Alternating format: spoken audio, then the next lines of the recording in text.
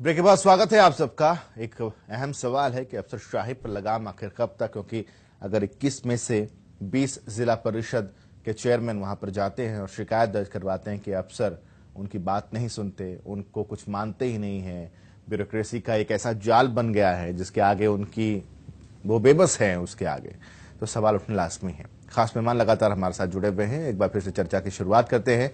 अनंतराम जी, मैं एक चीज और आपसे समझना चाहूंगा कि यहाँ ब्यूरोक्रेसी पर लगाम लगाना क्या वाकई कठिन है सरकार के लिए? क्योंकि 2 साल, ठीक है, पंचायत चुनाव को हुए अभी ज्यादा वक्त नहीं बीता है, लेकिन इसके बाद 1 साल हो ही गए उसको। 8 महीने हो गए। हाँ, और उसके 8 महीने कह रहे हैं हम, 8 महीने। और उसके अलावा लेकिन फिर भी 2 साल हो गए हैं सरकार को क्या पहले से इस बात का एक सेकंड में अनंतराम जी से ये मेरा सवाल है, क्या वाकई सरकार के लिए एक टेढ़ी खीर है ये?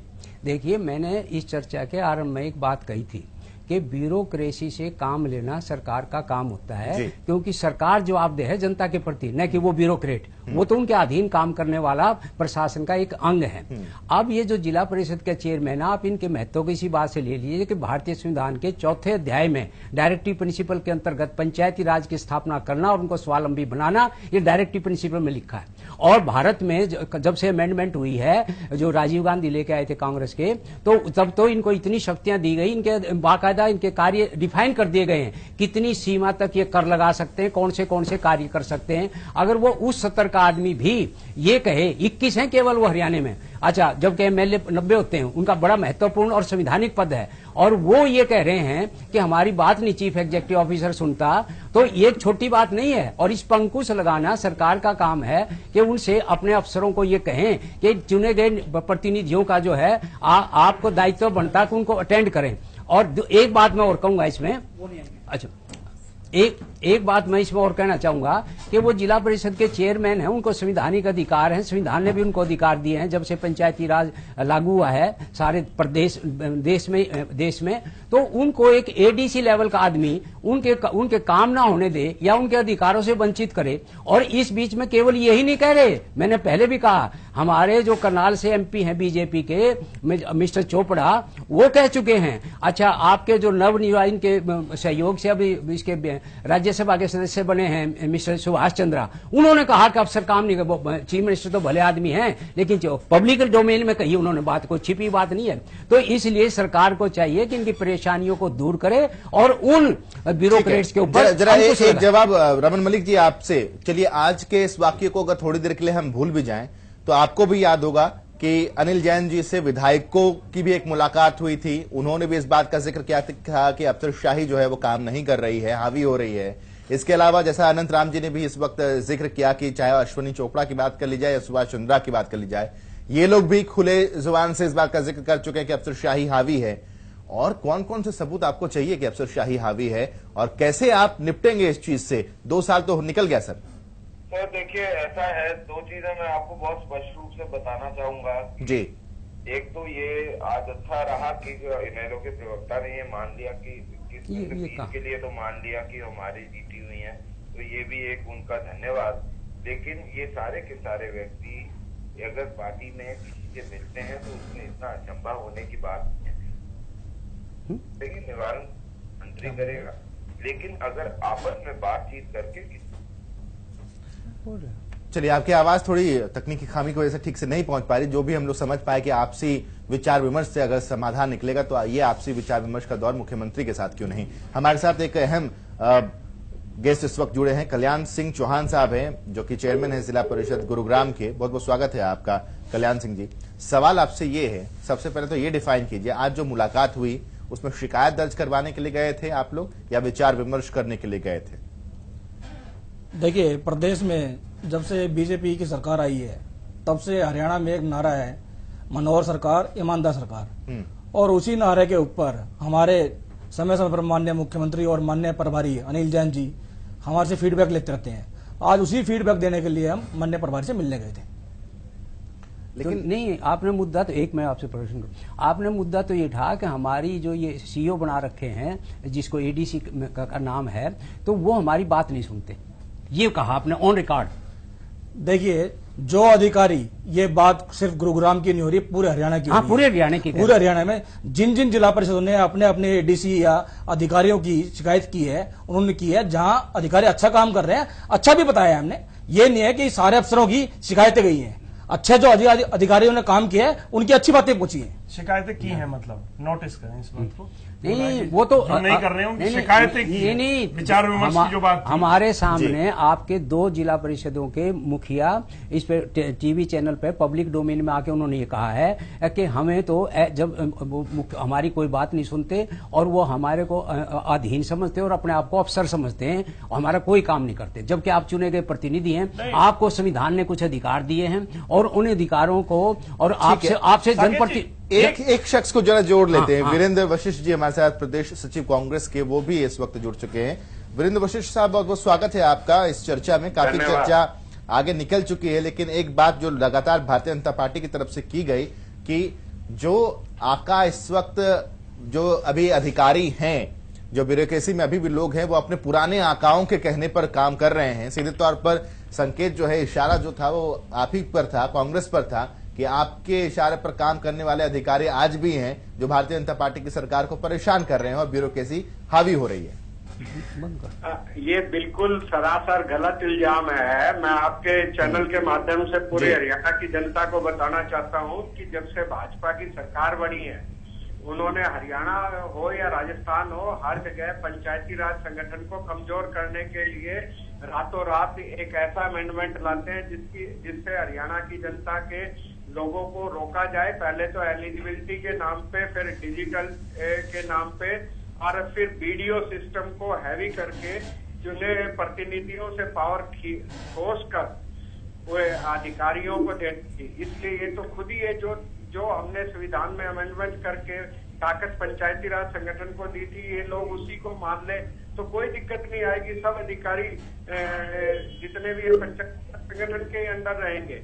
ये भाजपा की सबसे खतरनाक नीति है कि जितने भी तंत्र हैं सबको कमजोर करके केवल एक आरएसएस के तंत्र को मजबूत करना इनकी एक सोची समझी योजना है।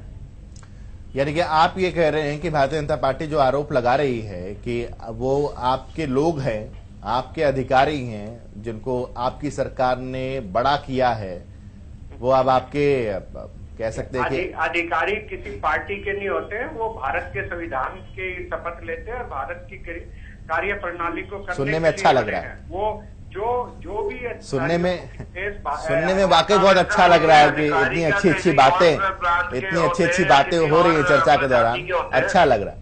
अच्छा लगने की बात नहीं है। अरविंद भारद्वाज जी कुछ कहना चाह रहे हैं। अरविंद भारद्वाज। साकेत जी, हो सकता है जैसा कि चौहान साहब बता रहे हैं कि इन्हें शिकायत नहीं है, परंतु और जो चेयरमैन गए थे उन्हें तो शिकायतें थी, वो उन्होंने चैनल पर भी अपने बयान दिए, उसमें बोला है। तो सबसे बड़ी बात इसमें सोचने की ये है कि जब संवैधानिक तरीके से जो लोग चुनकर आए हैं, जब उनको ही शक्तियां नहीं है। आज मैं एक बताना चाहूंगा आपको बात कि पिछले 8 महीने हो गए उनको चुने हुए। इन 8 महीनों में उन्हें एक पैसे की भी ग्रांट नहीं मिली। ब्लॉक समिति जो मेंबर जो चुनकर आए हैं, जिला परिषद चुनकर आए, हम अपने जिले में भी देखते हैं, उन्हें एक पैसे की ग्रांट वहां नहीं मिल पाई है। पंचायतों को जरूर कहीं कहीं कुछ ग्रांट आई है, परंतु उनको अपनी कोई पावर नहीं है, ये मेंबर जो चुने गए हैं जिला परिषद के। दूसरी बात यह है कि अगर उन्हें कोई शिकायत भी है, मान लीजिए 2 लोगों को, 4 लोगों को, 10 लोगों को, जिनको भी शिकायत है, तो वो शिकायत संवैधानिक तौर तरीके से वो मुख्यमंत्री जी के पास जानी चाहिए, क्योंकि ये पावर मुख्यमंत्री जी को है कि वो अधिकारियों को कह सके, वो अधिकारियों से काम करवा सके, वो उनके ट्रांसफर कर सके। क्या आज हरियाणा प्रदेश में 2 सत्ता के केंद्र हैं? क्या हरियाणा प्रदेश के 2 मुख्यमंत्री हैं कि अगर खट्टर साहब ठीक से काम नहीं करते तो अनिल जैन जी के पास चले जाइए? क्योंकि पीछे ये देखने में आया कि अनिल जैन जी ने ही कार्यकर्ताओं से फीडबैक लिया, उन्होंने ही विधायकों की मीटिंग लेके उनसे फीडबैक लिया, और अब जिला परिषद के चेयरमैन भी डायरेक्ट मुख्यमंत्री जी की गैर मौजूदगी में अनिल जैन जी को जाकर फीडबैक देते हैं। तो इसका अर्थ क्या समझा जाए कि आज हरियाणा प्रदेश चंडीगढ़ के साथ साथ दिल्ली से भी चल रहा है। दूसरा, रमन मलिक जी, आपने कहा, बार बार एक बात रिपीट की कि इनेलो के प्रवक्ता ने माना। मैंने बिल्कुल नहीं कहा। मैंने ये कहा था, मैंने ये कहा था कि ये जो चेयरमैन है ये आपकी पार्टी के कार्यकर्ता नहीं है, ये संवैधानिक रूप से चुने हुए व्यक्ति हैं, तो ये अनिल जैन जी के पास क्यों गए? मैंने तो ये कहा था। आप अच्छे, आपने प्रत्यक्ष भी उसका दे दिया हुआ है, आप उसके ऊपर मत कर रही है। रमन मलिक जी एक मिनट, आप रोकोगे क्या? रमन मलिक जी आप ऐसे बोलने नहीं देंगे तो मैं चुप हो जाऊं? नहीं नहीं, बिल्कुल आप बोलिए साहब, आप नहीं बोलेंगे तो कौन बोलेगा? नहीं, आप बीच में क्यों फिर बोलते हैं? 1 मिनट बोलने दीजिए, जब आपकी बारी आए, जब तो आपके पास बोलने को कुछ होता नहीं है। क्या बात कर रहे हो? फिर आप शोर मचाते हैं, इसने ये कहा उसने ये कहा कहते हैं, अपना जवाब आपके पास होता नहीं है। 1 मिनट रुक जाइए, जवाब तो आप लोग सुनते नहीं हो बीच में। रमन जी रुक जाइए, अरे रुक जाइए, सुन लीजिए मुझे सुनाइए। सत्ता का नशा ऐसा होता है कि दूसरों की बात कानों तक नहीं पहुंचती है। पर सुनिए, को पक्की जगह काम करने की आदत नहीं है, वो कहीं और होती थी। बिल्कुल बिल्कुल वो है, दिख रही है जनता को। 1 मिनट सुनिए, तो आज जो पंचायती राज संस्थाओं को बनाने की जो मूल वजह थी, जो आधार था, वो तो खत्म हो गया। उन अगर चेयरमैनों को, उन मेंबर्स को जो पंचायती राज संस्थाओं से चुनकर आए हैं, अगर उनको पावर नहीं होगी, अधिकारी उनकी बात नहीं सुनेंगे, तो किस बात का क्या औचित्य है इन चुनावों का? तो सरकार को ये चाहिए कि इन चुने हुए पार्षदों और चेयरमैनों को अधिकार दिए जाए, और ये भी कहा जाए कि आपको कोई समस्या है तो आज भी प्रदेश में मुख्यमंत्री खट्टर साहब ही है, ये एहसास चेयरमैनों को भी करा दीजिए, क्योंकि वो शायद ये समझ बैठे हैं कि खट्टर साहब के हाथ से बात निकल चुकी है और जैन साहब दिल्ली में बैठकर सरकार चला रहे हैं। ये भरोसा उन्हें भी दिला दीजिए जिन्हें आप अपना बता रहे हैं। ये भरोसा उन लोगों को ही नहीं हो रहा जिन्हें आप अपना बता रहे हैं उन चेयरमैन। ठीक है, जवाब लेते हैं। अगर इन्हें बोलिए एक सवाल को 7 तरीके से बोलोगे तो 7 अलग जवाब नहीं चलिए आएंगे। ठीक है, आप अपनी बात रखिए रमन मलिक जी। देखिए, एक चीज पहले मैं आपको बता दूं कि हमारा संगठन थोड़ा सा एक व्यक्ति का संगठन नहीं है, पूरा संगठन है। तो उसमें काम करने की पद्धति शायद भारद्वाज जी को या कांग्रेस वालों को नहीं पता। अरे भैया, संविधान के हिसाब से चला जाएगा, ये पार्टी नहीं है कि पार्टी के हिसाब से चलोगे। तो भारतीय जनता पार्टी सरकार है तो संविधान ही चलाएगा। समाधान किसी भी चीज का पार्टी आप कैसी चला लीजिए। अगर सीएम का है या मिनिस्टर कंसर्न तो वही करेंगे।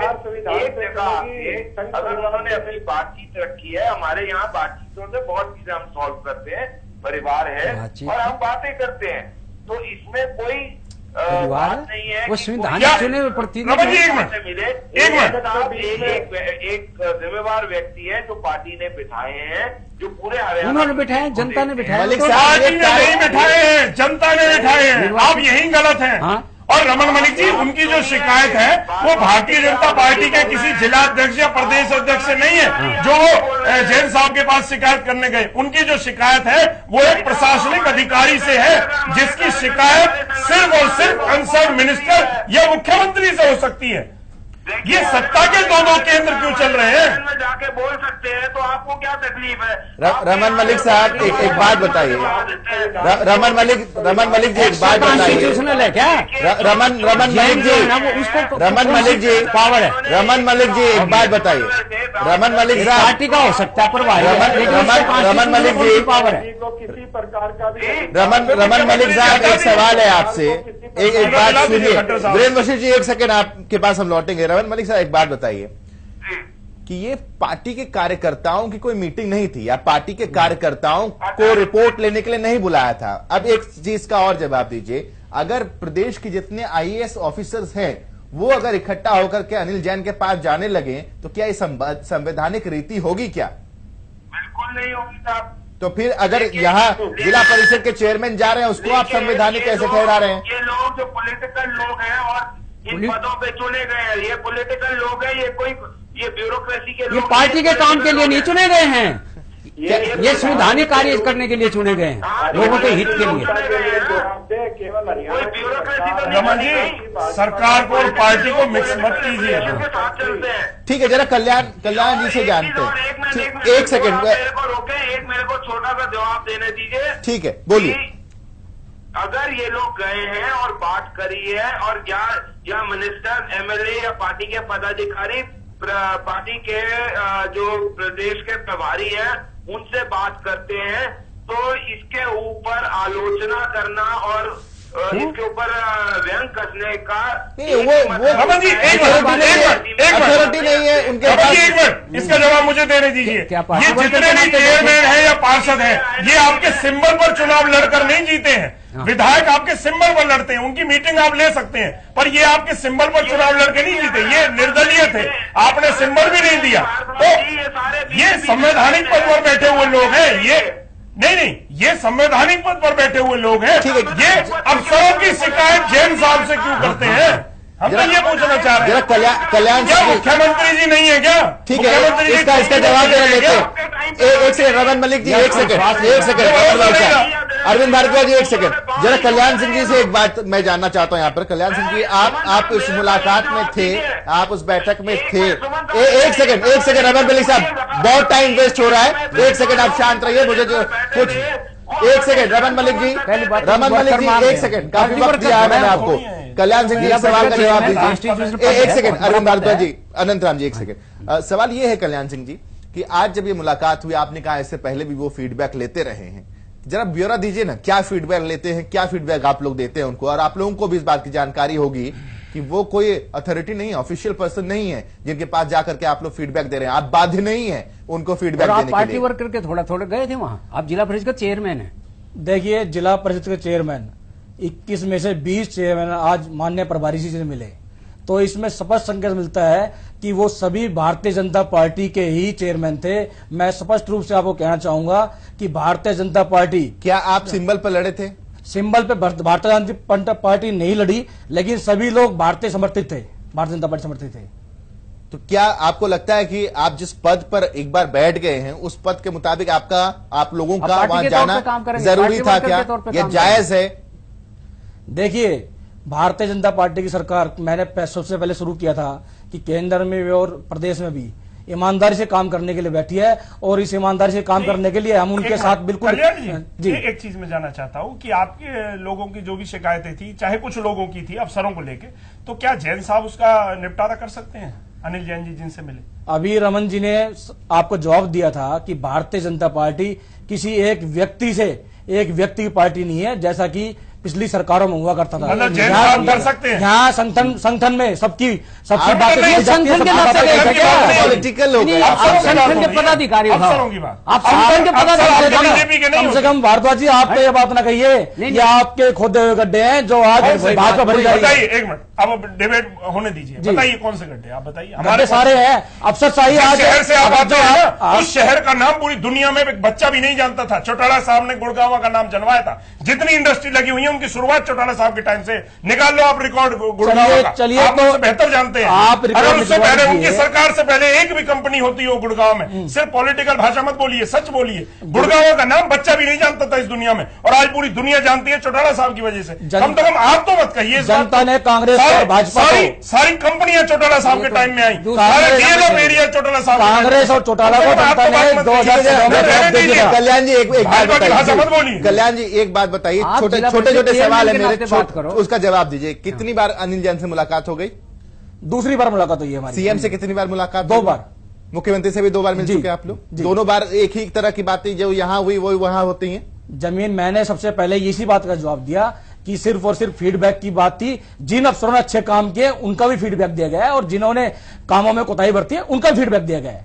मुख्यमंत्री से मिलकर अगर शिकायतें ही करनी है, आप दोनों तरह की, चलिए बात हम मान लेते हैं कि अच्छाई और बुराई दोनों तरह की बातें हुई हैं, लेकिन जो बयान सामने आए वो बुराई वाले ही बयान सामने आए। अच्छाई किसी शख्स ने कैमरे के सामने वहां पर कहा नहीं शायद। तो कैमरे के सामने कल्याण सिंह कह रहे हैं ना, कैमरे के सामने गुरुग्राम का चेयरमैन आपके सामने कह रहा है, जो अच्छे अफसर है उनकी बातें भी कही गई है, अच्छी बातें। क्या अफसरशाही पर लगाम लगाने के लिए मुख्यमंत्री तक भी आप लोगों ने बातें पहुंचाई होंगी? बिल्कुल पहुंचाइए। कुछ असर हुआ?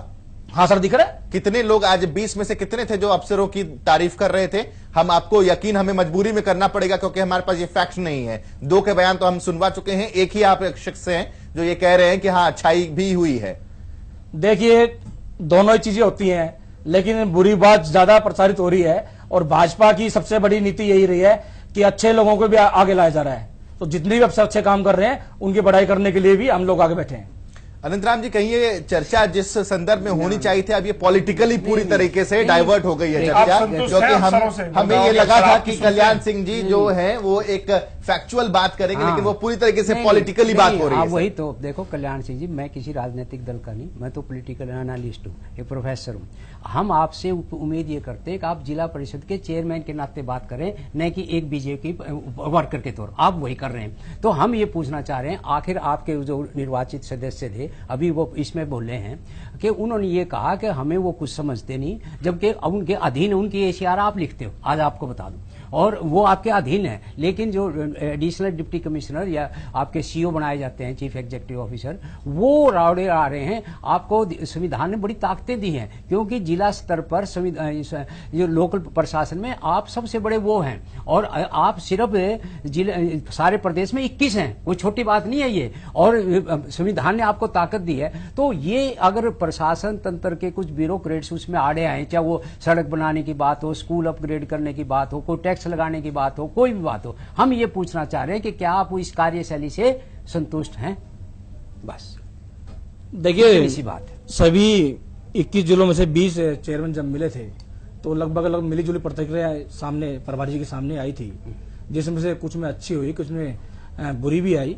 लेकिन ये बात जरूर है कि अफसरशाही जिला परिषदों की, जो सरकार के ऊपर नहीं कह सकते, जिला परिषदों के ऊपर कह सकते हैं कि उसमें कहीं ना कहीं कमियां हैं।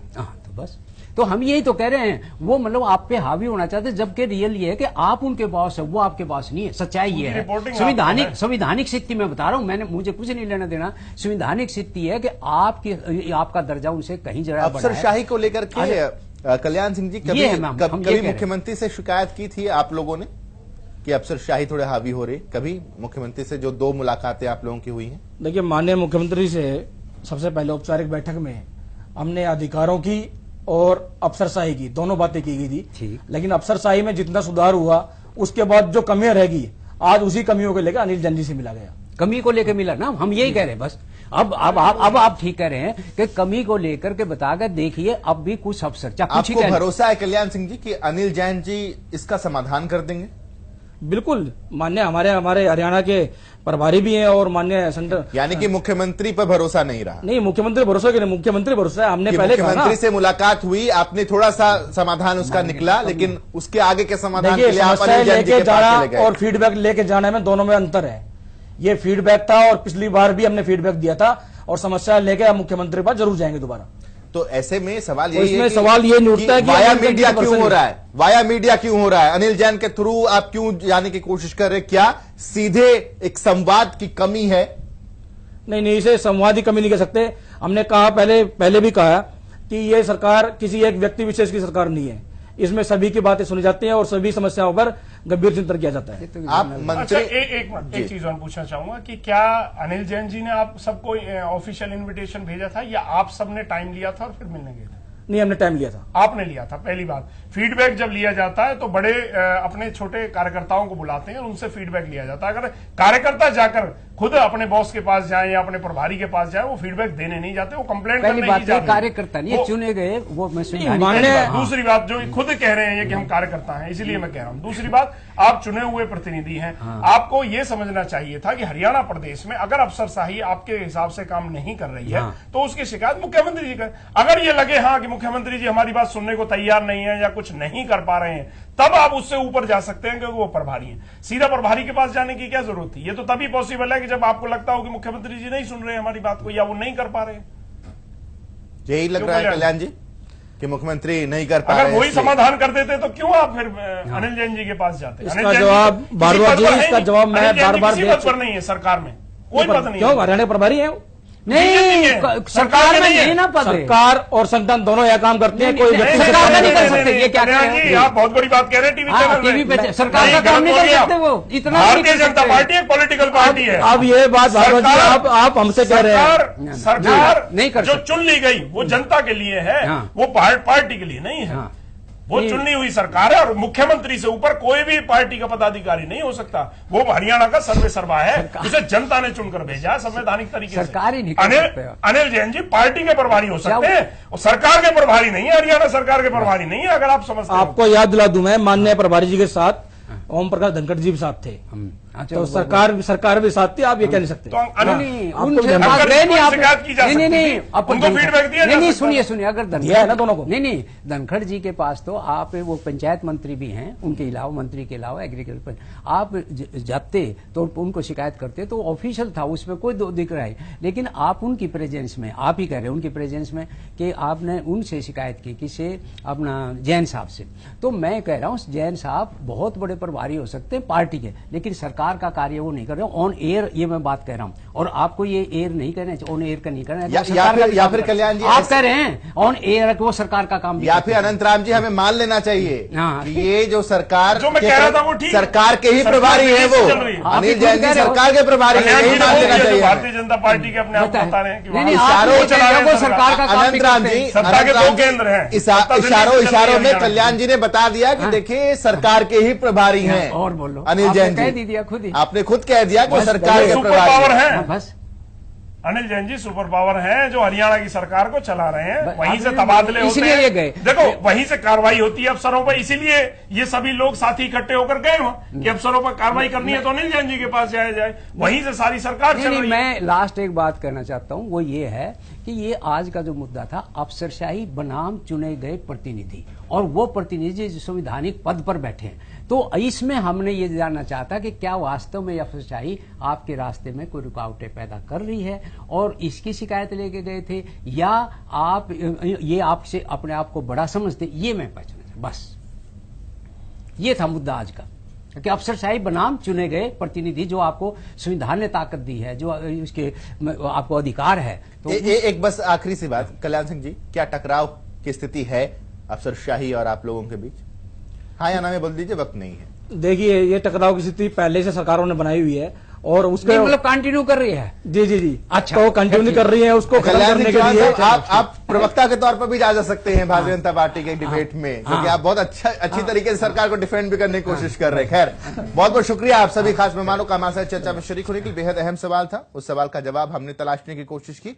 काफी हद तक आपको भी समझ में आया होगा कि सरकार कहां से चल रही है या फिर कहीं एक से ही चल रही है। बेहतर यह है कि हमने बहस कर लिया, फैसला आप कर लीजिए कि आपको क्या लगता है। पेशकश में इतना ही, दीजिए इजाजत, नमस्कार।